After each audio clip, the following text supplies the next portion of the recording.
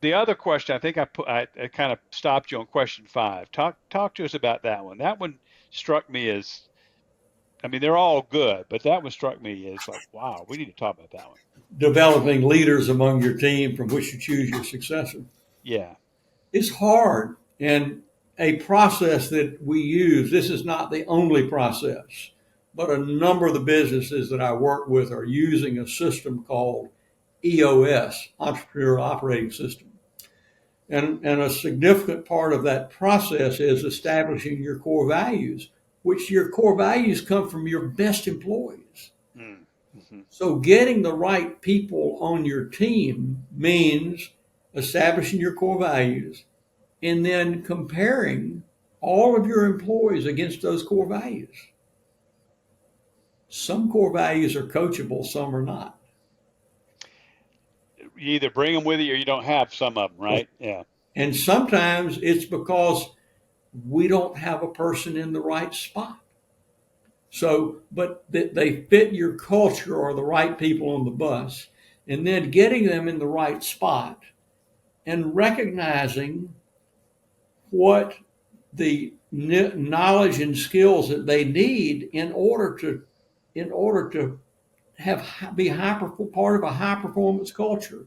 We call it the cash system. I wrote about it this morning. Uh, Knowledge, attitude, skills, and habits.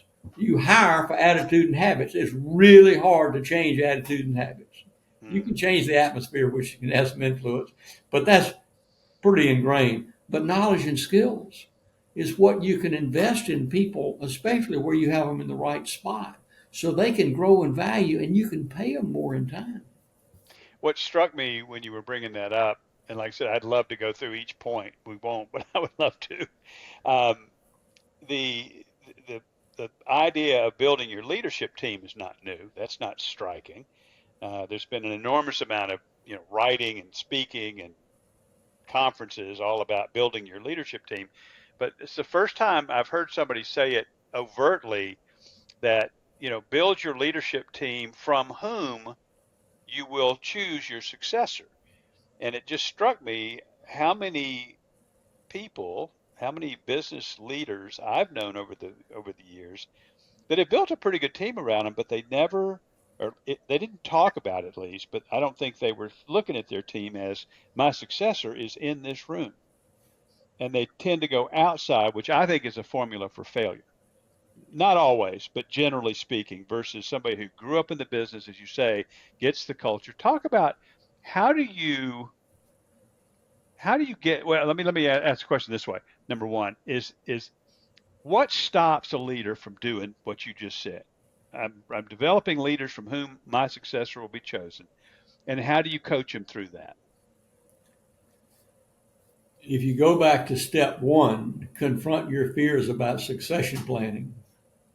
One of the three categories, and in the book it has stories that better represent the points, but one of the elements is unanswered questions, think that they don't know about it, so they just avoid the issue. Another is they're afraid somebody else will do a better job than them. Yeah, yeah, And that's a big category. Uh, and you are developing your options when you build a team from which to choose your successor. If you end up selling the business, you're going to get a lot more for it if you have a team. for sure. Then That's because that's really what they're buying. A book of business, maybe some inventory, and a future that comes from that team. ideally, you sell the business to the team. They provide a place for a platform of some type. And over time, they are able to buy you out. And you can earn a lot more money after tax over an extended period of time and get the pleasure of having some kind of involvement. And your business goes on. You Uh, continue the impact. absolutely. Wow.